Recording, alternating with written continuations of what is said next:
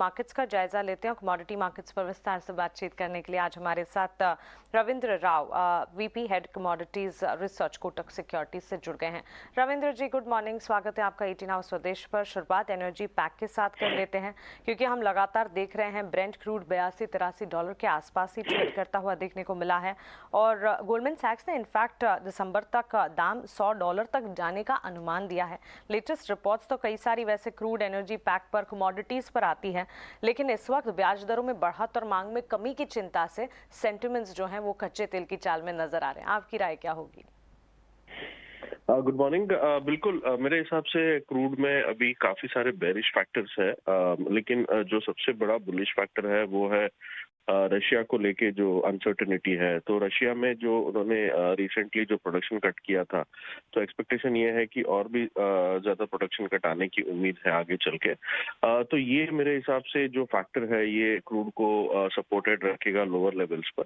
Otherwise अगर देखें तो जैसे आपने राइटली बताया कि फेड के साइड से जो भी ब्याज दरें बढ़ने की जो अटकलें लगाई जा रही है, I think that is little bit bearish, क्योंकि वो डिमांड को इम्पैक्ट करेगा। लेकिन चाइना से भी डिमांड निकलने की उम्मीद है। हालांकि जो पहले ऑप्टिमिज्म था वो थोड़ा सा फेड आउट हुआ है, क्योंकि वहाँ पे मैन्युफैक्चरिंग एक्टिविटी थोड़ी बहुत स्लोली रिकवर हो रही है। तो आई थिंक जो पहले होप्स था कि बहुत जल्दी रिबाउंड होगा, वो नहीं होगा, बट यस, डिमांड बढ़ने की उम्मीद है वहां से भी। तो मेरे हिसाब से क्रूड में WTI क्रूड की अगर बात करें तो $72 से $70 का एक फ्लोर है, उसके नीचे जाना थोड़ा सा मुश्किल लग रहा है। एंड अपसाइड आई थिंक $80 के आसपास एक कैप बना रहेगा। तो हमारे हिसाब से ये एक ब्रॉड रेंज में ट्रेड करेगा। अगर MCX की बात करें तो MCX में अराउंड 6100 का एक अच्छा खासा फ्लोर है, एंड अपसाइड 6700-750 का है। तो मेरे हिसाब से ये सपोर्ट लेवल्स पर है, तो आई थिंक इसमें एक बाइंग बेट लिया जा सकता है एट द लोअर लेवल्स। हमें लगता है कि फिर से एक बार 6400-6450 तक क्रूड आ सकता है। ठीक है रविंद्र, बुलियन मार्केट की अगर बात करें, डॉलर इंडेक्स में नरमी से हम देख रहे हैं। सोने चांदी की चाल में हर किसी खरीदारी का ट्रेंड नजर आ रहा है। घरेलू बाजार में चांदी में तो उठापटक है, बिकवाली का दबाव है, लेकिन गोल्ड आप देखें हरे निशान के साथ ट्रेड कर रहा है। इनफैक्ट ग्लोबल सेंटिमेंट्स जो है वहां पर भी वॉलेटिलिटी जरूर देखने को मिल रही है, लेकिन gaining trend because dollar rally cool हुए है उसकी वजह से दिख रही है। आपकी राय बुलियन मार्केट पर क्या होगी? बुलियन के लिए मेरे हिसाब से ये हफ्ता टिल फ्राइडे को नॉन फार्म पेरोल्स रिपोर्ट है, तो I think that will be a major market mover, क्योंकि फरवरी में भी it was a non farm payroll data that triggered buying in the dollar index, और उसके बाद जो भी इन्फ्लेशन डेटा आया था यूएस से उसने सपोर्ट किया है डॉलर इंडेक्स को। तो मेरे हिसाब से एक्सपेक्टेशन तो यही है कि इस बार भी नॉन फार्म पेरोल्स की डेटा अच्छी आएगी, और लेकिन उस डेटा आने तक मेरे हिसाब से एक शॉर्ट कवरिंग पॉसिबल है गोल्ड में, क्योंकि ट्रेडर जो है जो भी शॉर्ट किए हुए हैं they might stay on the sidelines by booking profits. तो पॉसिबिलिटी है कि थोड़ा सा एक शॉर्ट कवरिंग आए, तो उस शॉर्ट कवरिंग रैली के चलते थोड़ा सा पॉजिटिवनेस दिख सकता है, जो कि अभी दिख भी रहा है। अगर कल के सेशन में भी देखें तो गोल्ड ने अच्छा खासा लोअर लेवल्स पे सपोर्ट लिया है। डॉलर इंडेक्स की बात करें तो डॉलर इंडेक्स में 105.40 का एक strong 252 day moving average resistance है। तो वो जब तक वो नहीं निकालता तब तक मेरे हिसाब से डॉलर इंडेक्स का जो रेंज है वो 105.30-40 से लेके 103-102 के रेंज में रहेगा। और कल हमने करेक्टिव मूव भी देखा था। अगर एक करेक्टिव मूव गहराता है तो फिर गोल्ड के लिए पॉजिटिव होगा। तो मेरे हिसाब से नॉन फार्म पेरोल्स डेटा आने तक थोड़ा सा एक पॉजिटिव बायस हो सकता है। इंटरडे पर्सपेक्टिव से हमें लगता है कि 55,550 से 55,600 तक का लेवल हमें एक बार दिख सकता है, प्रोवाइडेड 55,250 55,300 का सपोर्ट होल्ड करे, तो आई थिंक डिप में बाइंग की एक अच्छी अपॉर्चुनिटी है।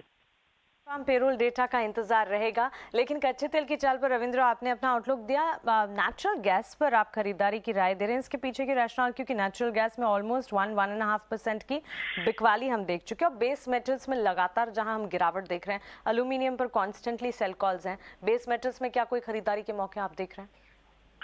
Well to start with natural gas में एक टेम्परेरी बॉटम आते हुए दिख रहा है। इसमें दो रीजन है। एक तो अभी यूएस में थोड़ा सा एक कोल्ड वेदर का एक्सपेक्टेशन है, प्लस फ्रीपोर्ट टर्मिनल से जो ऑयल एक्सपोर्ट है वो शुरू हो चुका है, तो I think that is supportive to natural gas. और अगर चार्ट पे देखें तो डेली चार्ट पे एक बुलिश एनगल्फिंग था जो कि कंफर्म भी हो चुका है, और अभी वीकली चार्ट पे एक बुलिश एनगल्फिंग फॉर्मेशन है।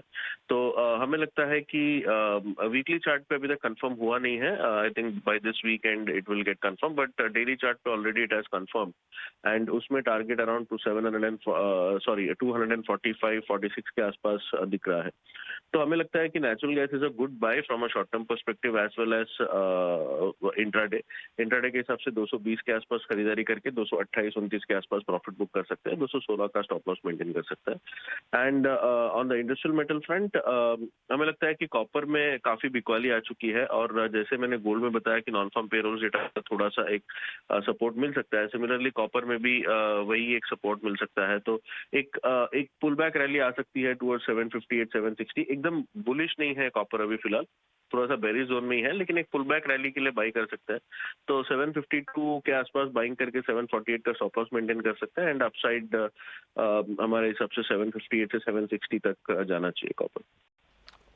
ओके रविंद्र, आपका शुक्रिया हमारे साथ जुड़ने के लिए और कमोडिटी मार्केट्स पर अपनी स्ट्रैटेजी हमारे साथ शेयर करने के लिए। तो बेस मेटल्स में खरीदारी के मौके एनर्जी पैक में नेचुरल गैस में बाइंग की जा सकती है, और साथ ही non farm payroll data expected है, तो इससे ठीक पहले गोल्ड और सिल्वर में एक इम्पैक्ट नजर आ रहा है, तो इस पर आपको नजर जरूर रखनी चाहिए। आइए आगे